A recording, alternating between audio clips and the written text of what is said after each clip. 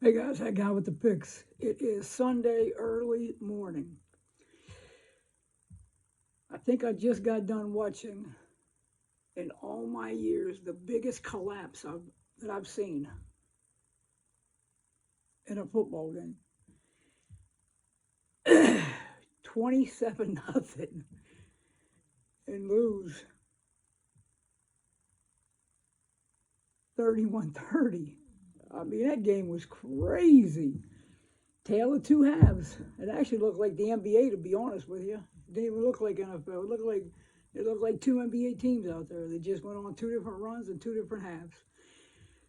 Yesterday, I gave out two games, which were San Francisco winner, Chargers loser, and then I gave two player props in the Chargers game. Those went 2-0, and I gave out two in San Francisco, and those went 0-2.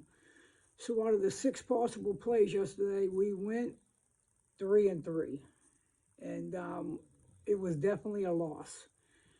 Player props never get nowhere even close to what's put on games. We got a full card today. Let's get into this. Right now, the record's 11-12. I'm still feeling confident. I'm not gonna lie to you. Still feel real confident. First game we're looking at is Miami and the Bills. Lines at 13.5, total at 43.5. The only way to keep this somewhat close for the Dolphins is to blitz Allen as much as they can.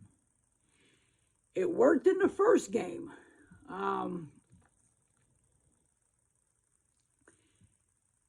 In the first game was wild. I mean, Buffalo had 500 yards of offense to Miami's 220 yards of offense.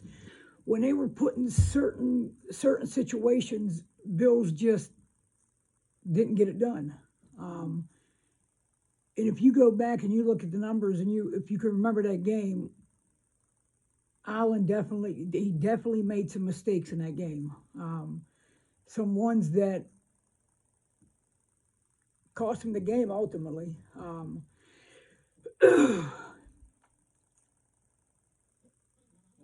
Yeah. Now I'm only talking about the defense for the Dolphins, just because we all know Miami is just handicapped.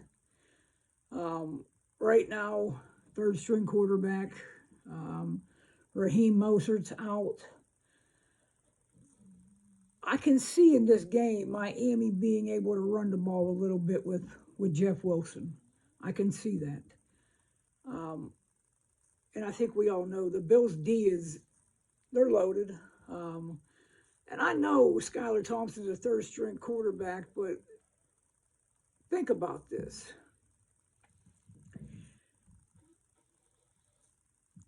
Skylar Thompson was thrown into the starting role in week 18. The Miami Dolphins had to win that game to get in the playoffs. And his third string came in and made absolutely no mistakes at all, zero, got the win, and they are where they are now is because he was able to manage a game. Point blank, period. And I believe if he comes in this game and he does not commit turnovers, which I do not think he will, I don't think they'll put him in positions to, especially earlier, either midway through the game, I don't think they'll put him in positions to make mistakes. I can see Jeff Wilson reeling off a couple 6, 7, 8 yard runs. Miami getting comfortable with that and sticking to the run as much as they can. That's what I see. Um, Bills are the better team by a landslide. Dolphins are limped. They're handicapped. We all know that. And Bills' defense is out of this world. I think you guys know which way we're going with this.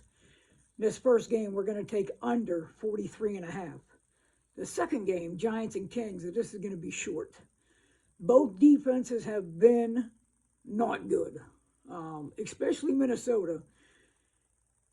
These two teams, they just played, and they put up 28 points in the fourth quarter. And I honestly see this game picking up right where that fourth quarter left off. Um, that's what I see. In that game, Jefferson and Hawkinson had 25 catches for 242 yards and 3 touchdowns.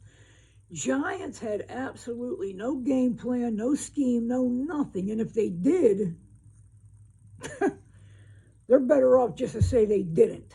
Um, there is absolutely no reason at all that Minnesota can't pick up and do the exact same thing that they did and get Dalvin Cooks a little bit more involved.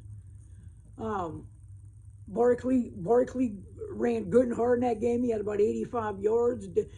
Daniel Jones threw for 335 yards. What do you have? He had 35, 40 yards rushing on the ground. And one big thing Minnesota struggles with is mobile quarterbacks. And Daniel Jones has broke over to a mobile quarterback. When something's not open or something ain't open underneath, third, fourth read, he's taken off of his feet. And that's a big deal. Minnesota is a faster-paced team. I can see Minnesota going up in this game 7-0, 14-0. Hell, I can see Giants going up in this game 7-0, 14-0. But as soon as that takes place, Minnesota is they're either going to panic and go to a speed up mode, or if they're winning, they're going to be worried about giving it. Regardless, I see Minnesota setting the pace at a quick pace and it running out like that. So obviously, the pick we're playing here is over 48 in the Giants-Vikings game. Now, I know this last one ain't going to be a fan favorite, but it's definitely a fan favorite of mine. We got Ravens going to the Bengals. Bengals giving 8.5, total at 40.5. They just played last game. Ravens sat a lot of players in that game. Huntley, limited practice, walked through. In my opinion, he will definitely be playing quarterback tomorrow. Baltimore in that game had 386 yards compared to Cincinnati's 257 yards. And lost the game. Burrow last game was 25 for 42 for 215 yards and 1 touchdown. That's not good for Joe Burrow. And in the first game they played, which Ravens won, his numbers were even worse in that game. QBR rating in the last game was like 36, and it was around 25 or 27 in the first game. Ravens have done an absolute great job against Cincinnati in the defensive department. No questions about it. Is Cincinnati the better team? Yes. Are they going to win? Should. Maybe they will. What Baltimore does get back is their defense is like 100% healthy right now. Calais Campbell, Queen, the defense, this is probably the healthiest the defense has been for the Ravens all year. And it's coming together at the best time. Edwards left in the first quarter last game. J.K. Dobbins didn't play. They are both healthy. They will both be playing today. Like I said, Cincinnati's a better team. They should win. But there's not a chance in hell that I could ever lay 8.5 points with the Bengals to the Baltimore Ravens with how this defense stands up to Cincinnati. I see Ravens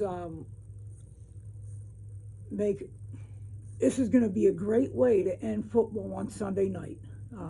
This is going to be a great game, and I anticipate it to be close all the way through. Obviously, you guys know what the pick is. The pick is we're taking the Ravens plus 8.5. Guys, thank you for the support, comments, the likes, the shares, everything. Continue to do what you do. I'm going to continue to do what I do. And until then, I'm going to get back to getting this cash.